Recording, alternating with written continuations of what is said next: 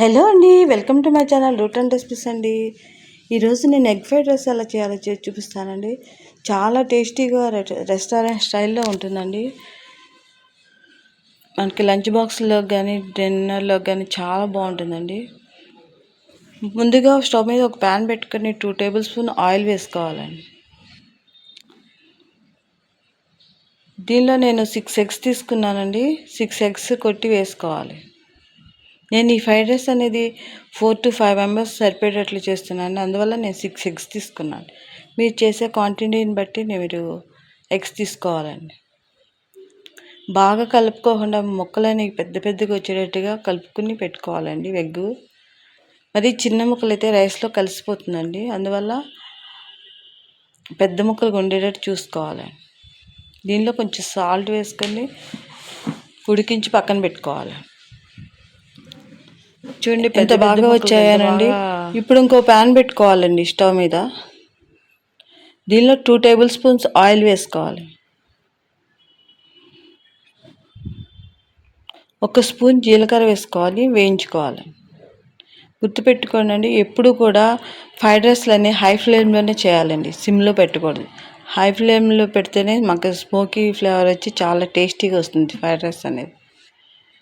జీలకర్ర బాగా వేగిపోయిందండి. దీంట్లో ఒక ఆనియన్ కట్ చేసి వేసుకోవాలి.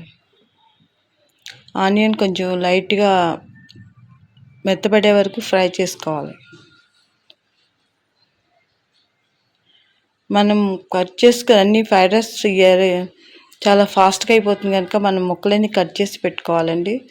దీనిలో నేను 2 టేబుల్ స్పూన్స్ క్యారెట్ ముక్కలు వేసి వేపానండి. ముక్క త్వరగా మగ్గటం కోసం నేను కొంచెం సాల్ట్ వేసుకుని వేపుకోవాలి. దీనిలో 2 రెమ్మల కరివేపాకు వేసుకుని వేయించుకోవాలి.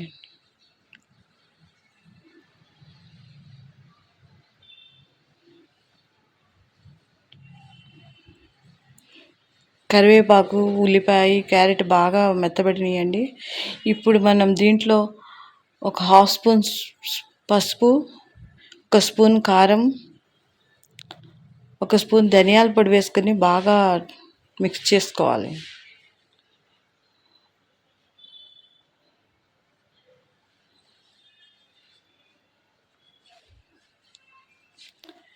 మిక్స్ చేసుకున్న తర్వాత దీనిలో ఎగ్ వేసి కొంచెం కలుపుకోవాలండి. బాగా కలుపుకూడదండి. ఎగ్స్ వేసిన తర్వాత ముక్కలు మనకు కొంచెం పెద్ద పెద్దగా ఉండేటట్లే చూసుకోవాలండి.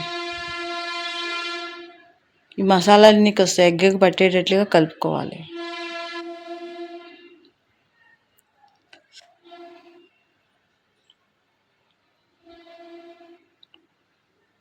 ఇప్పుడు ఉడికించి పక్కన పెట్టుకున్న రైస్ మనం వేసుకోవాలండి. నేను మామూలు రైసే వేసాను. మీరు బాస్మతి రైస్ వేసుకున్నా చేసుకోవచ్చండి. నేను మామూలు రైస్తో చేస్తున్నాను. మామూలు రైస్ వేసుకుని బాగా కలుపుకోవాలండి. మనం ఎగ్లో వేసాం, కొంచెం వేసాం కనుక సాల్ట్ దీనిలో కొంచెం సాల్ట్ అడ్జస్ట్ చేసుకుని కొంచెం సాల్ట్ వేసుకోవాలండి. రైస్కి పట్టేటట్లుగా కొంచెం సాల్ట్ వేసుకొని మిక్స్ చేసుకోవాలి.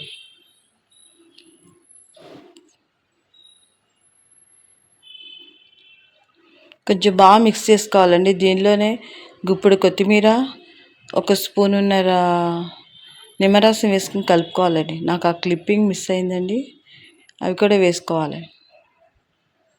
వేసుకొని బాగా మిక్స్ చేసుకోవాలి. చూడండి పొడి పొడిలాడితే ఎంత బాగా వచ్చిందో.